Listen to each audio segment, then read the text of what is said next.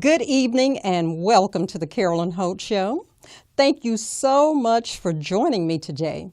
I have two special, wonderful friends and guests, but I want you to be a part of tonight's show. So in order to do that, you need to call area code 323-293-3375. Again, that's area code 323-293-3375.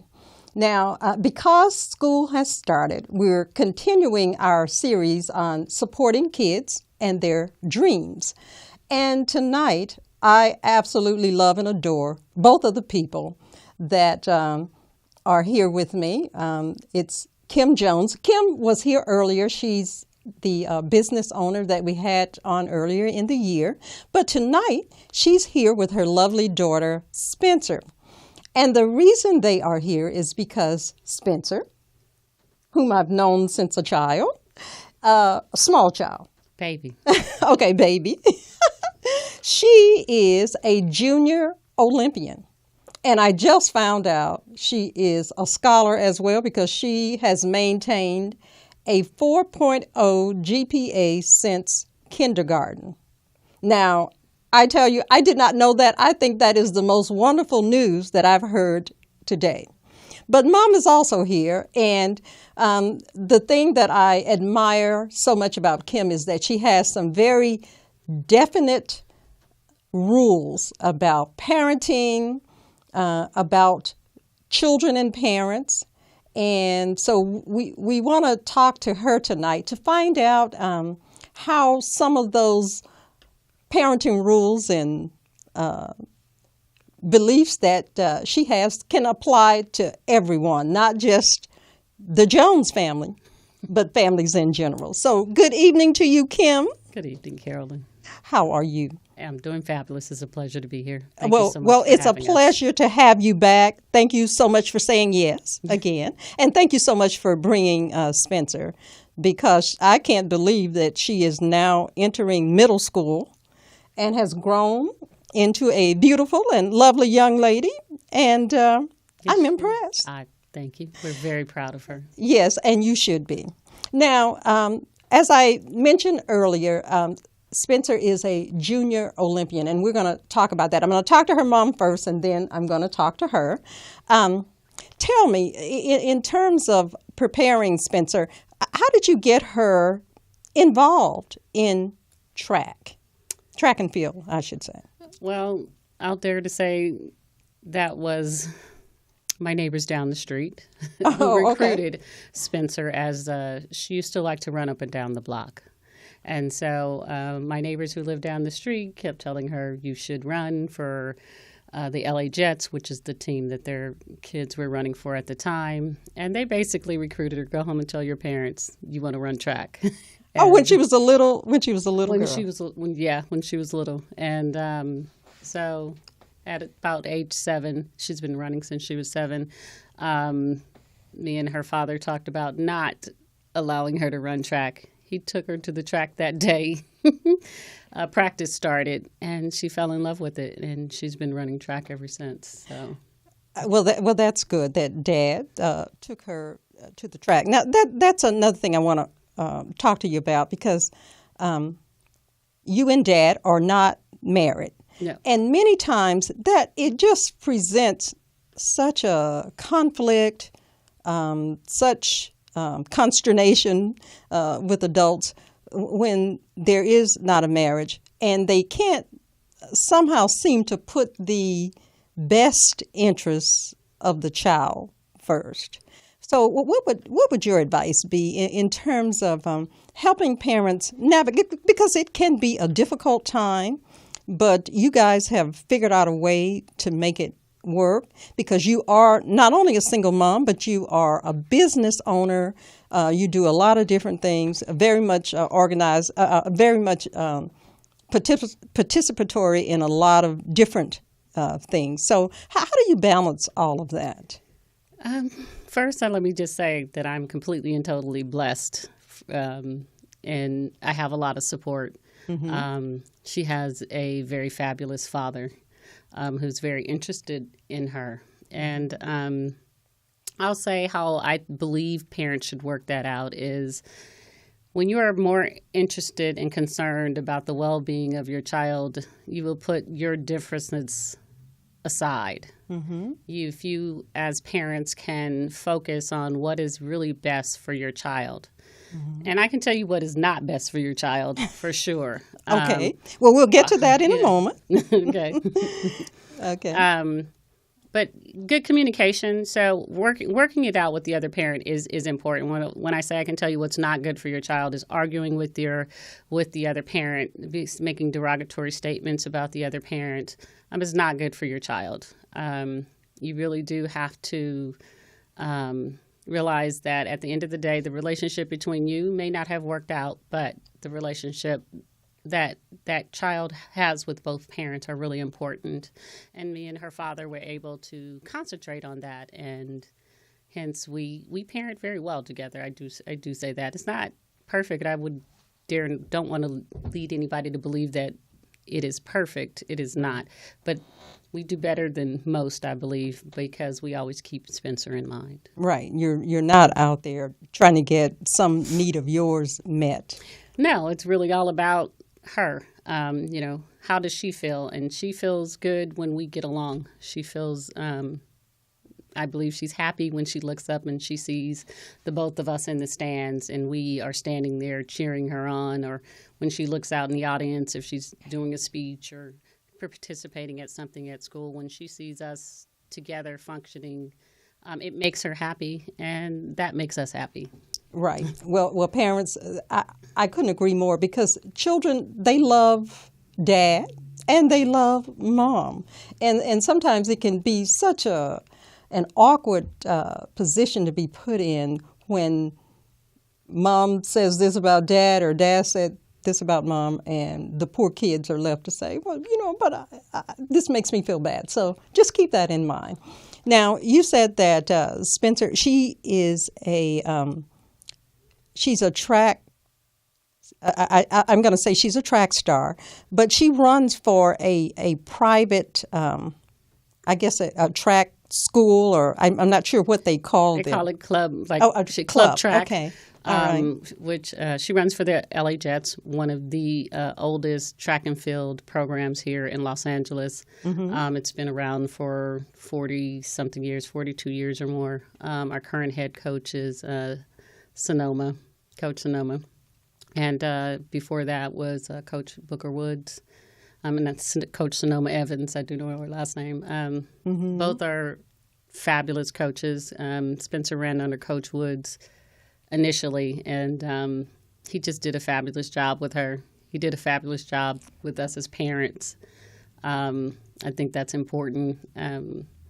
And the club overall is just, I personally believe it's just a great club to run for. It's extremely disciplined. Mm-hmm. They're disciplined on the field. They're disciplined off the field. They believe in a certain level of etiquette, mm-hmm. Meaning, we should not show up at the track inappropriately, speaking inappropriately, shouting, screaming. They expect the kids to behave in a certain way, and they expect the parents to behave in a certain way too. And having that expectation just means a lot. A lot of times people don't expect the best, and so they don't get it. And I do believe that the LA Jets, they expect the best. They mm-hmm. demand the best, mm-hmm. and that you work hard at it as a parent and as an athlete, and they tend to get it. The team has done extremely well over the years, mm-hmm. Including this year. We did very well as a team, so we are very happy to run for the Jets. I've heard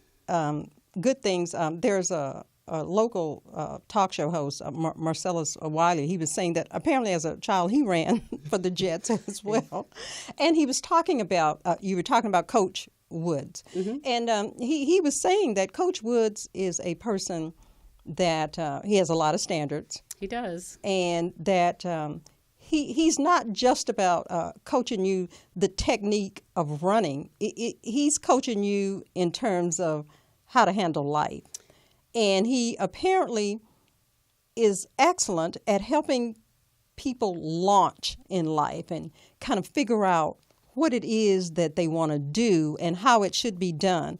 But he's also excellent in terms of keeping parents in check because, of course, they all think that their child is a major star, but Coach Woods kind of might see it differently. Well, I'll say that I personally believe that Coach Woods believes that every child should rise to the highest level of their expectations, to their best level. I don't believe that Coach Woods measures any kid by a overall bar. He wants you to reach your personal best. And he coaches in a manner that he gets that out of the kids. He gets their personal best out of them. And that's for me, I believe that that's a very strong lesson to learn as a child. You may not be as good as the person next to you, but is that your best? Are you always giving your best effort? Are you putting your best performance on the track? Those are life-building skills. Right. As an adult, you are expected to go to work and put your best there on the table every day, and that's important. And so when he translates that on the track, the kids tend to take that with them beyond the track. They take it with them to school. I know the first year Spencer ran, I noticed, and she was a pretty disciplined child anyway, but I noticed that she wanted to do more. She wanted to become more self-sufficient. That's one of the things that they teach on the team, and Coach Wood in particular. You have to learn how to take care of yourself and your things and be where you're supposed to be, and hitting your mark, knowing where that is, and not having someone to tell you where your mark is. Being responsible, really right. Responsible for yourself, and that he translates that through sports, and those are life-building skills that a lot of the kids take away from the track. I definitely know that for Spencer, that first year I saw just a huge jump in her desire to just perform better and to reach her highest potential. Right, because he's instilled that. He instills that. I mean, he really is about, he doesn't care whether you make someone else's time. He cares whether you pushed hard enough to make your time. Okay. Did you give your best effort on the track? Right. And that he really pulls it out of the kids. And it's not about being, a lot of people will just say Coach Woods is mean. And I don't know. I'm sure your friend said that Coach Woods was mean. And he's not. He really isn't. What he doesn't do is he's not going to baby you. I believe for a lot of the kids that run for the Jets, he's probably one of the first people that are really what I consider fair with them across the board. Mm-hmm. If you do well, he's going to tell you did well. And if you don't do well, he's going to tell you that too. Okay. And a lot of kids, particularly these days, they never hear the side of you didn't do your absolute best. Mm-hmm. We tell our kids that, oh, you're the best, you're the best, you're the best, even when they're not, and even when they don't give their best effort, which gives them a false sense of security, a false sense of where they are in life. And Coach Woods just, and it's not just Coach Woods, the other coaches don't do that either. I was just going to say, probably when the kids go here, this is the first time in their lives that they're actually getting a fair assessment of where they really are, because parents want to make them feel better. Well, listen, we're going to go to break, and when we come back, we're going to talk to Spencer Young, who is our rising track star. Stay with us. Math can be big fun for you and everyone. Play it each and every day. Master math the easy way. Sing, play it, Math Maze. Why not turn math time into fun time with Math Maze, the new game craze? Get yours today at mathmaze.us. Mom, now you can help your son master math and have big fun. Play it each and every day. Master math the easy way. Sing, play it. Math Maze. Make sure your child owns the skills necessary for success in high school algebra. Get it now. Mathmaze.us. Mathmaze.us. And now you can help your daughter play it like you know you oughta. Play it each and every day. Master math the easy way. Say it, play it. Math Maze. Math Maze cards contain both Spanish and English. Get yours today at mathmaze.us. That's mathmaze.us.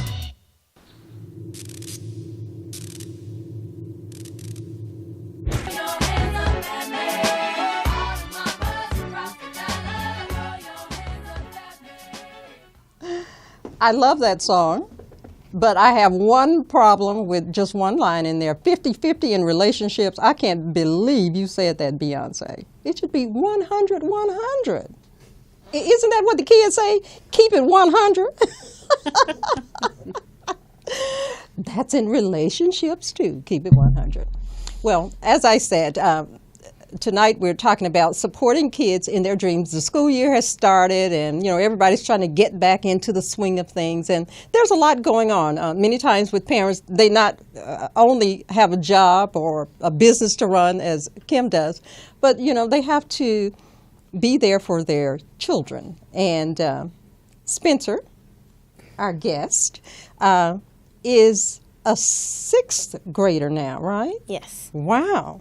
So what is it about, when you were thinking last year about going to middle school, what was it that you were most excited about? What's the thing that you were looking forward to in middle school? I was really excited to making the transition, just the different things I got to do, and how I was more independent, which I already am. Wait a minute. Independent? You Miss Independent over there? Yes. Oh, okay. Well, tell me in what ways. In what way do you have more freedom and independence in the 6th grade as opposed to elementary school? For example, when I was going to class, I didn't have to go with my teacher, and my teacher didn't have to tell me, okay, let's go inside. Mm-hmm. I have to do it on my own. Okay. So, yeah. All right. Keep track of my own stuff. Well, that's good, because keeping track of your own stuff is the hallmark of being independent. Yes. Now, when I asked you to come on as a guest, I said to you, bring a trophy that truly represents something special for you, and you did. And this big, beautiful trophy belongs to Spencer Young, and she's going to tell us. Now, how did you get this particular trophy? So every year we have a banquet after our Junior Olympics, and our Junior Olympics is basically where we run. It's kind of like the Olympics. It's just for like 20 and under, basically, and 20-year-olds go to like the real Olympics afterwards. But our banquet is basically honoring us afterwards, giving us medals and plaques and stuff like that, to honor us about the things we've gone through all year and the tough parts and the parts we enjoyed. So this medal I got, which was most dedicated, and it was really special to me because on my first year I got most dedicated, and even all the 4 years after that I got most dedicated. And this year 2015 was special because it just showed me how far I've gone through, yeah. Oh, in terms of where you started, Yeah. you can see growth within yourself. In what way? Is it your attitude is better? You're enjoying it more? My attitude, the way I look at things. Okay. Yeah. Well, I'm impressed with the way you look at things, because you told me that you want to be an international attorney.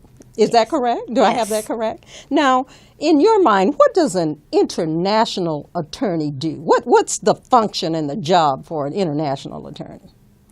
Well, for an international attorney, I would think of a person doing that, going over all around the world, looking at new things and looking at ways to make the world better, which is what I really want to do. Oh, okay. You want to make the world better. Well, you know what? I am so proud of you for saying that, because the world has a lot of smart people, but not so many good people. So I'm happy to hear that you want to make the world better.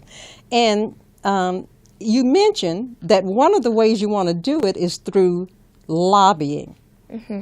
And at, 12? 11. 11 years old, you understand what a lobbyist does? Yes.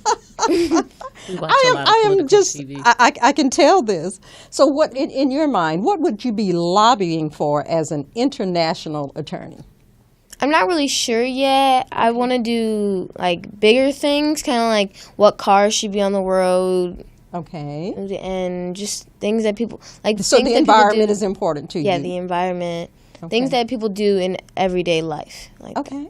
All right. Well, I am very impressed. Now, in terms of being this international attorney, it's my understanding that since kindergarten, you have been a 4-point 4.0, you've had a 4.0 GPA. Yes. Now, if you were talking to some of your friends or to a group of young people who are within your age range, yes. what would you tell them they would have to do in order to get a 4.0? Now, I know one of the things you have to do is because Mom said so. Mom says you have to be a good student. No, she didn't say you had to have a 4.0, but you have to be a good student. Is that correct? Yes. Oh, okay. That's not optional in your house.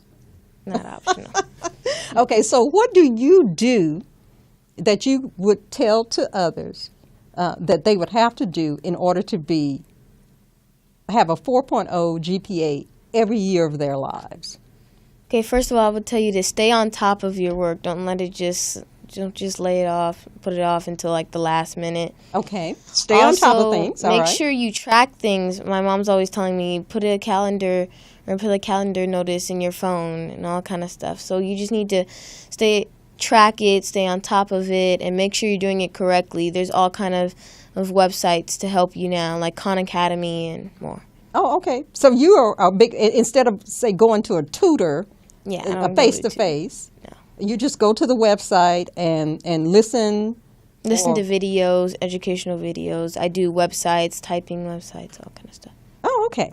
Now, I would say that in not only in terms of schoolwork, but training, you have to stay focused with Yes. training. So how do you balance that training, schoolwork, chores at home, time to have fun? How do you put all of that in perspective? What do you do to make that happen? Time plays into all of it. For example, when I'm at school and I have to do homework, when track practice coming, I do my homework at school, like right when the bell says, okay, school's over, I do my homework. Even if the teacher says, okay, you have to put it away, it was like, well, I have track practice and I really need to do it. So they know my situation and they let me do it. Mm-hmm. But it's really just the things that I do. For example, like I said, I'm staying on top of it. I keep going. Mm-hmm. Now you also have a big sister, but you told me that your big sister is not athletically inclined. Uh-oh, you're laughing at her. I'm not. Okay, so she's not into being an athlete, but is there something that you compete with her? Is there a way that the two of you compete for something, I should say? Compete for something I mean, like fashion or... No. No? No. Oh, okay. Well, that's good. We just talk all the time. You talk all the time. So is she somebody that you can really share things with and tell? Absolutely. Okay. And do you like the answers that you get from your big sister? Yes. She tells me what's really happening. She doesn't tell me what parents say. They're always like, it's okay. Oh, okay. This is like straight up. This is what's going to happen. Oh, she's not being all swarmy about it. She's telling you the real deal. Mm-hmm. Well, very good. Well, now, my next question is for Mom and you, because I was talking to Mom, and she was saying that, with mothers and daughters sometimes, they don't always see eye to eye, which is normal. It's normal to not always see eye to eye with most people. And you were sharing with me that you have informed your daughter that you love her with all that's in you, but you don't always like her. That's true. And you feel the same way. I wouldn't actually put it that way. Okay, all right, correct me. Okay, so I love my mom. I always like my mom, but it's not, when I say like my mom, I love her, I like her, but I don't actually like the things she says. Okay, like for instance, what does Mom say? It's not that I don't like it. Okay. I just don't really agree. It's not that I hate it or anything like that. Oh, okay, that's a fair. Okay, give me an example of something that Mom says that you don't really agree with. I mean, I don't know. I don't really not agree with anything she says. I always agree with her. It's just not that it's always that I don't really want to do it. Okay, now that's different. Not Yeah. wanting to do something versus not really. But I agreeing. still do it. But it's not like I don't really want to do it. I know you do because I don't think with your mom you have an option. Your mother does not play, so I can understand that you do that. So, Mom, I'm going to ask you now, and I appreciate you saying that because mothers and daughters often are they do love each other, but they can't figure out how to mesh love and like. And so what advice would you give to mothers and daughters when they're at odds, I guess, about things? Well, at first I think just being frank, because a lot of people think that love translates into you're going to get along all the time and that you're always going to see eye to eye. And society kind of paints it that way. Like when you love somebody, it's, you're in this la-la land and everything is just perfect. So, I love Spencer endlessly. There's nothing I wouldn't do for her. Right. But she's a kid and I'm an adult, and kids don't always do what adults like. Right. So I've always been quite frank with Spencer that I love her every day. I don't always like what she does. And that kind of gives me her understanding that and knowing that gives me the ability to really be frank with her a lot of times, because it's never a question of does mom love me or not. There's never any question when I discipline her or talk to her about something. She never has to ask the question, does mom love me? She knows that absolutely, even when I am really, getting on her about something. That's never a question. And since we don't have that question in our relationship, it makes it much smoother. I just feel it makes it much smoother because she already understands. I never have to explain that part to her. Okay. And so she gets that. What I'm saying to her, although she may not like it, I feel that it's in her best interest. And what I feel in her best interest may not be what she likes. Like I feel is in her best. She happens to love vegetables, but let's just say, I feel it's in her best interest to eat vegetables. So if she didn't want to, wouldn't matter that much. I try to find some she'd like, but it's in her best interest to do those things. So I try to parent from that standpoint. I'm as a parent, you can only do what you think is in your child's best interest, and when your child understands that, I think it's a better relationship. And I don't think that kids are what I'd like to really say about this is I think this is something you should start with your children when they're young so that they get it from the beginning. It's very hard when your kid is, and I'm not saying you can't do it when they're older. You can do it at any age. But if you start off with this understanding from the beginning or from when they're very young, I feel that it makes the relationship much smoother. I can just, I get Spencer, she gets in trouble. She's your normal, typical kid. It's not often, though. I mean, honestly, most of the time I can talk to Spencer, talk her through it. I also think it's very important for kids to understand that sometimes that parents have breaking points. That's a good point. Parents come home tired and frustrated, and they've had long days. And so, sometimes as parents, we are basically in the wrong. Let's just say that for all intents and purposes. I want you to write this date down in history because this is a parent who says that parents are sometimes wrong. Yeah, we are. We are definitely. I'm happy to hear that because agree. we are. You agree? Oh, you have an opinion now, huh? Okay, well, what, in what way? Tell me when you say you agree, in what way? Well, I agree in, for example, the things we sometimes, I don't know. I don't really know. I mean, well, you do know. Just take your time. I do know. Yeah. I mean, I don't agree as in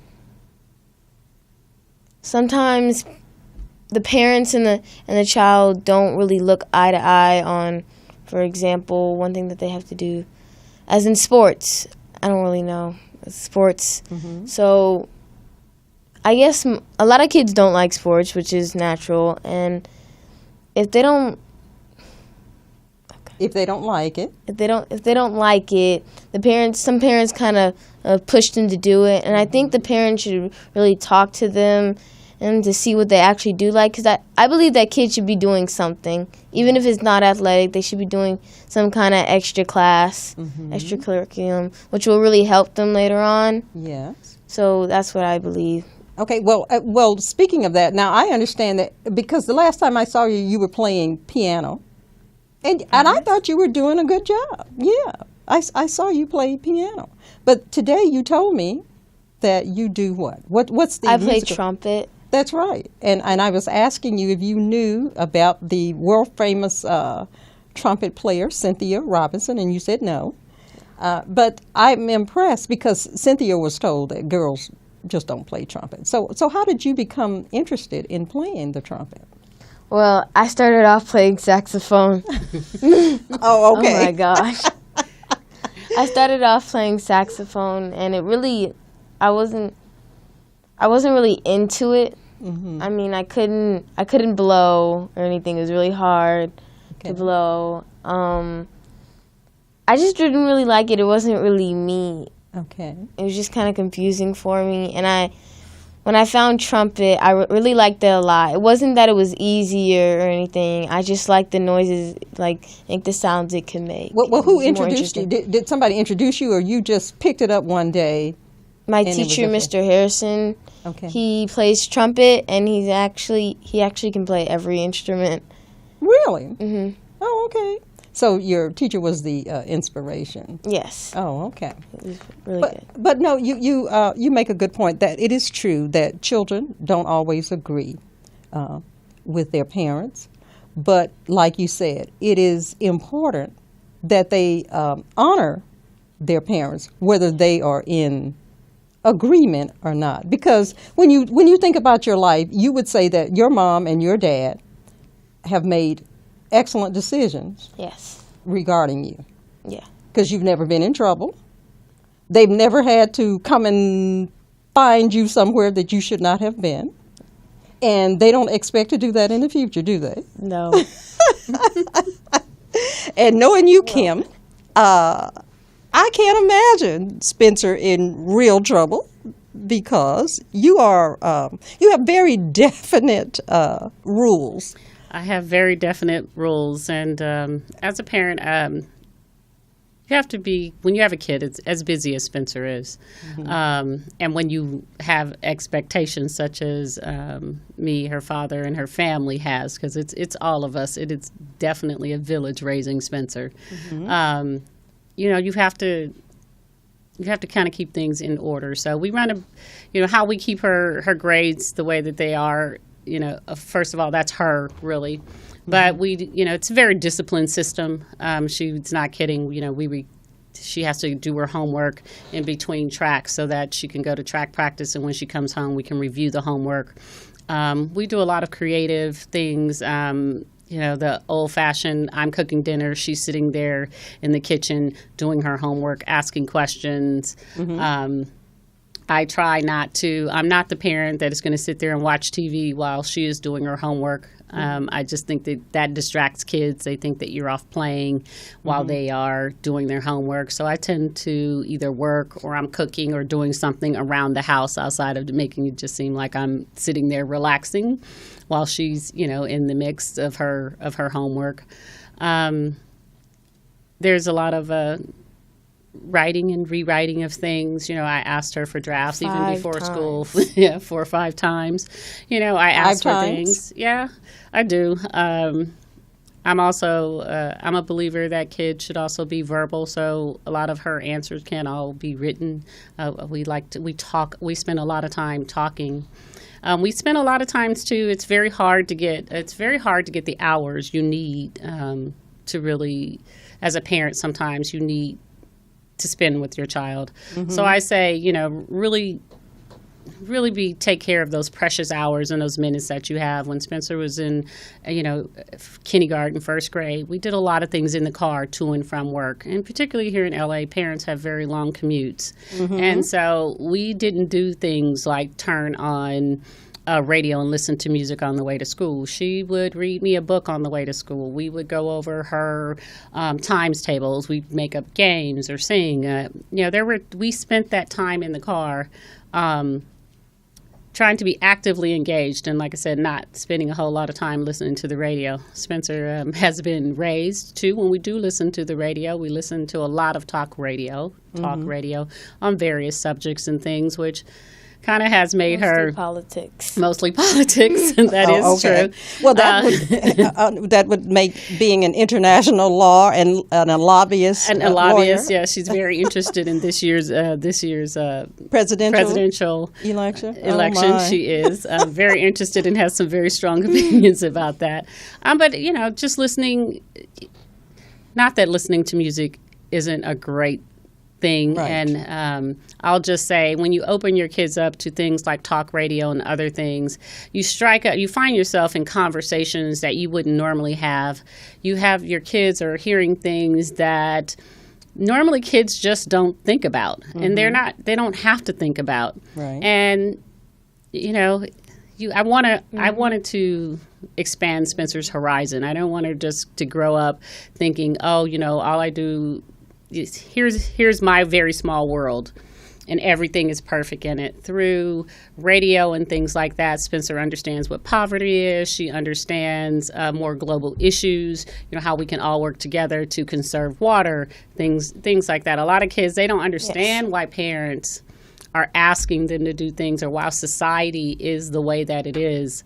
Like I said, I feel music is valuable, but when you're here, in particular in the city of LA, you don't have a lot of time with your kids. We are not the type of parents, and as a working parent who, doesn't get to school to pick her up until 6 o'clock on average. So let's say during track season, Spencer goes to school. She has to be picked up by 5. She has to be at track practice at 5:30. The Jets have a rule about not being late. Okay. So, which I love, because that rule about not being late to track practice will translate directly into not being late for work when they're older. So I love that. But we have to run a really disciplined schedule. Okay. Well, I was going to say, how do you handle that? Because when she goes to Dad's house, is everything identical, or there's an adjustment period when she comes No, back? Actually, me and her father, we parent pretty much. Our houses are run kind of relatively the same. No two houses are the same. One thing I tell people to remember when you're not together is you can't parent in the other parent's house. So Amen. All you can do is... And that's just the truth. All you can do is try to get some base rules back and forth between the homes. So we have a lot of things in common about, picking up after yourself. Yeah. We run the same schedule. When he picks her up from school, it's the same time. He packs his lunch. We don't duplicate things like some people do, like, oh, she has a bike down there, she has a bike over here. We're not excessive parents like that. We believe that she should be able to... Whatever she has at one house, she can move it back and forth if she chooses, but I'm not going to, and I don't believe neither is he. We don't believe in buying duplicates. I mean, that's just kind of excess. It's not just kind of, it's excessive. And we do find, if you look around, a lot of parents who are not together, that parents do things like that.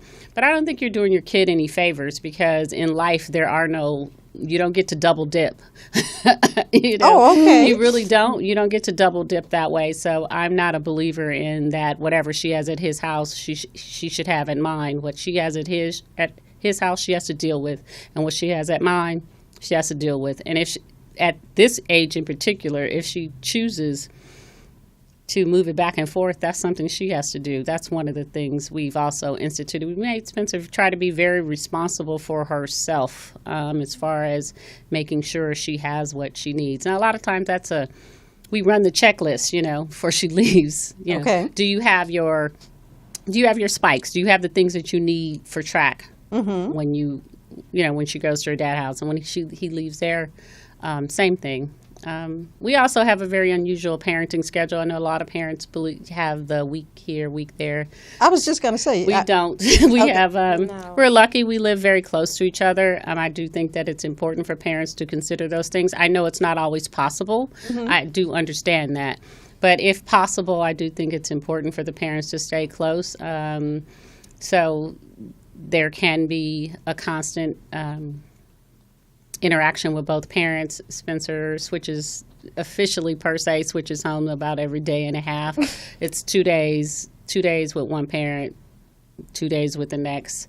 That when we keep that schedule most of the time. In particular during the year, I do think that it's very important to be on a schedule, and that's not just with the parenting. It's important with school and everything that you do to have everything on a schedule. So she's at least twice a week. She's at Dad's house and she's at your house. Yes. So there is, and we both, we both want to be very engaged. So believe it or not, Spencer probably sees each one of her parents almost every day, even though she may be at one house, particularly during the track season. It may be his night, but I will show up at track practice because I'm interested in being at track practice for her and the other kids. We have on average 113 girls on the LA Jets, and I just think that's important for them to have to see that. It'll be my night, and it doesn't matter. He'll come to track practice. We're the type of parents, we both show up at the track. Both show up at the basketball games, the volleyball games.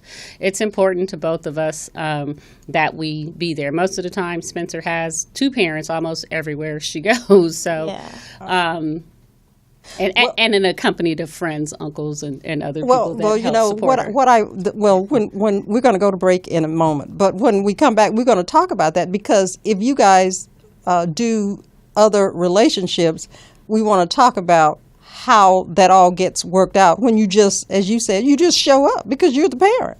So we're going to talk about that. So we're going to go to break. And if you have questions or comments or thoughts, please call us at area code 323-293-3375, and we'll be right back. Mastering math can be big fun for you and everyone. Play it each and every day. Master math the easy way. Sing, play it, Math Maze. Why not turn math time into fun time with Math Maze, the new game craze? Get yours today at mathmaze.us. Mom, now you can help your son master math and have big fun. Play it each and every day. Master math the easy way. Sing, play it. Make sure your child owns the skills necessary for success in high school algebra. Get it now. Mathmaze.us. Mathmaze.us. Dad, now you can help your daughter play it like you know you oughta. Play it each and every day. Master math the easy way. Say it, play it. Math Maze. Math Maze cards contain both Spanish and English. Get yours today at mathmaze.us. That's mathmaze.us.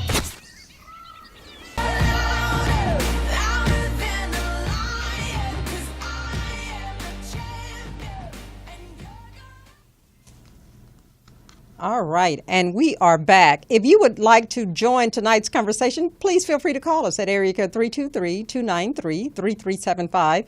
We're talking about supporting children in terms of reaching their dreams. Now, we're going to get back to Kim in a moment, the mom, because we want to talk about something. But I noticed during the break that Spencer wears an interesting piece of jewelry that she made herself. So what is that piece of jewelry? This is my Junior Olympic pass. Oh, okay. Basically to get into JOs. It's athlete's 7-day pass. Uh-huh. So I can get into JOs at any time. So you turned it into a bracelet to remind you as to how wonderful you are, huh? I guess.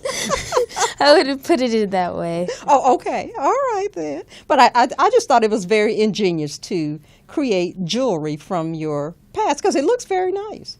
So I'm impressed. But when we went to break, we were talking to Kim, and she made an interesting comment in that the parenting style for the one that she utilizes between she and Spencer's dad is that they just show up at her events and they do their thing. And I know for some parents that can be a challenge because they're in other relationships. And for whatever reason, one parent may not be happy about that. So what would you offer since that is a possibility that there are other relationships going on. How do you help pull that together so that it's free flowing, the kids feel okay, and the other parent feels okay? First of all, I personally believe that anytime another parent shows up on the scene, everybody should be happy. I just believe that there shouldn't be any issues with. I hear you. Because that's their parent, and they should be able to be there and support their kid, and it shouldn't be any issues with the fact that they just showed up or whatever. I mean, it is what it is. It's their kid, and if they want to support their child, they should be able to, and it doesn't matter who else is in the room. That's the mother, that's the father, and as long as they're there supporting the child, everyone should be okay with it. As far as other relationships are concerned, I look at it this way: as long as both parents are in a healthy relationship on either side, that's a blessing for the child. That's just kind of how I look at it. That's just more support. I believe in raising kids in a village. Spencer has aunts and uncles who are very active in her life. Yes, and she does. I believe that a spouse on either side, a mate on either side. I'm getting married in October. Well, congratulations. Thank you. And that's just additional support for Spencer. That's kind of how I look at it. As long as that person is, nice and has something to offer, and it's just another way to enrich the child. So I don't look at it. I know a lot of people look at it as a competition. I don't look at it that way. I'm not upset. The more the merrier is kind of how I look at it. The more people that Spencer can be engaged with, that she can learn from, the better. And so I personally don't think it should ever be an issue. Particularly, again, you stay focused on the kid. We are both focused on Spencer, and it makes her happy when we are both there. Not that she could definitely survive with just one of us. Right. And she's okay with that too. But I do think that, it makes her happy when we are both there, so we both show up. Okay, And but you do know that you are in the minority Yes. in terms of being able to put all of the issues aside and make it about her. So that's the only reason I asked the question, because I think anyone who knows me and in particular knows me, knows her, knows my fiance, and knows her father and the other people in her life. We know that it's not the norm. It should be is how I feel about it. We should be the norm, and okay. that's not how a lot of people behave. But again, well before anybody came in the picture, from the time on either side, we were always focused on Spencer, and that's where we kept our focus even during Okay. difficult times. We keep our focus on what is best for Spencer, and it's and that's what's best for her is to be good mental health. I mean, those are issues that affect your child, and you want to provide the best you can for your child. So I dare to say, if you don't have that old saying, if you don't have anything nice to say, don't say it at all. If you have something that you need to say, don't say it to your kid. I mean, it's not appropriate to bring adult issues about that you may have to your child. If you have issues, you take it to them in private. You take it to them. You try to be calm and nice about it. But again, I'm blessed. I will dare to say that. I like her father. He's a great guy. I mean, he's her dad. He's an absolutely fabulous father. But just overall, he's a good person. So I hear you. I feel like I'm blessed. Okay. In that regards. I know a lot of people feel like they don't have that, but most of the time relationships are a mirror. So you tend to get what you give to a large degree. That's not always the case, and I do understand that parenting can be very difficult. And I'll just tell you that we worked at it. We just consistently and constantly. It didn't we work just at happen. it. Okay. It didn't happen overnight, and it's always evolving. It is always evolving. But again, at the forethought of everything, I dare to say we both do is what is best for Spencer. What is best for, and it's not just Spencer, because Spencer has an older sister, Taylor.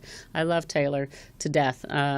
And so what is best for both? What is best for both of them? What can we do to make sure that we can provide stability, mental stability, physical stability, financial stability to them? How can we support? And I'm a believer that the more people kids have around them, the better their support system, the better off that they will be. So, Okay.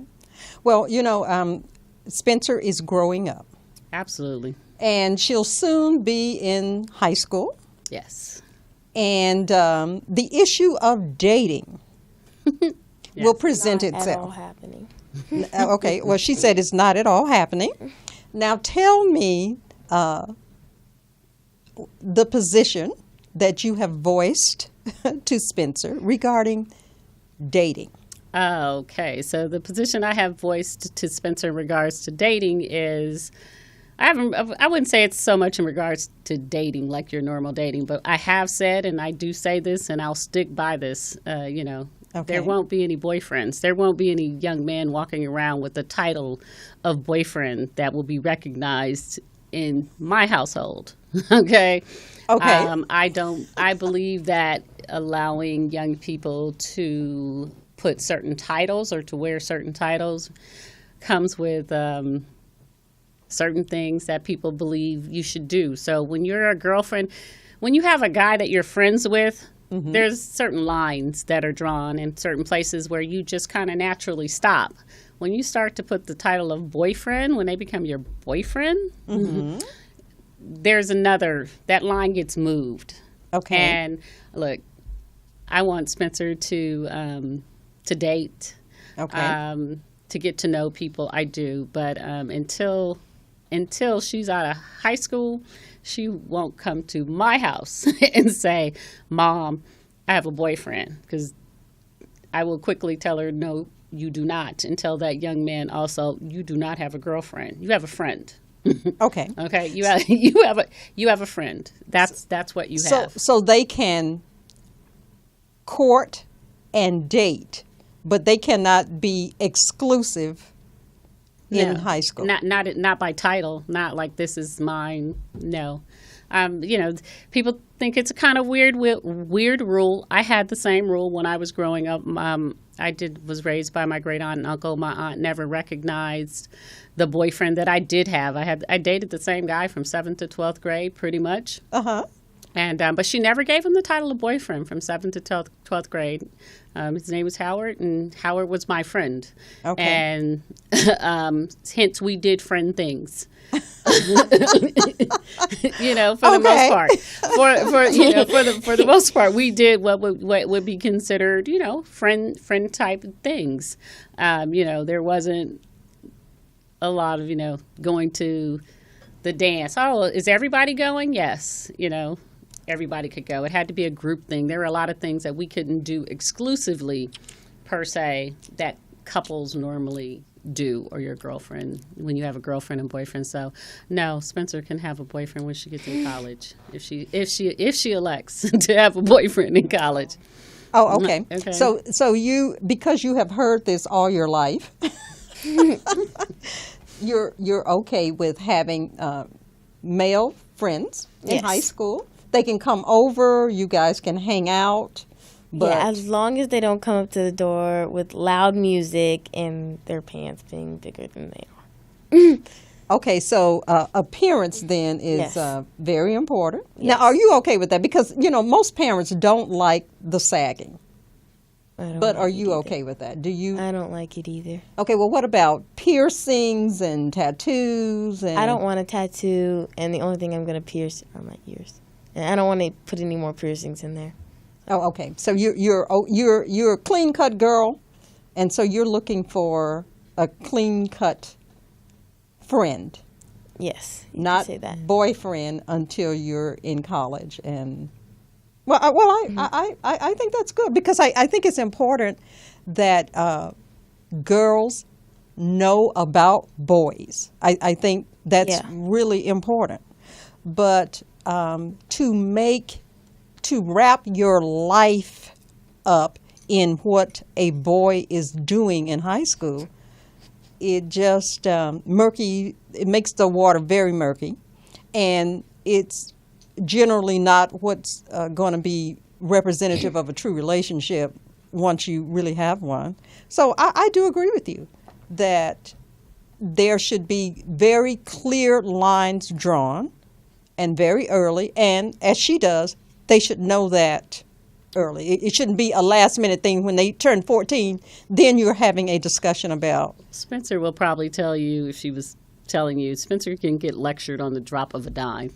And I mean that by, we could be riding down the street and I'll see something and I'll be, oh, no, don't do that. Okay. It will lead into a very long lecture. I try to use life instances to kind of guide her along. Sometimes you get a visual verification of that. I do that with young men, meaning, it's not all about how a young man per se looks. I don't want to say that every young man who with sagging pants is not not a decent young man. So I wouldn't dare say that.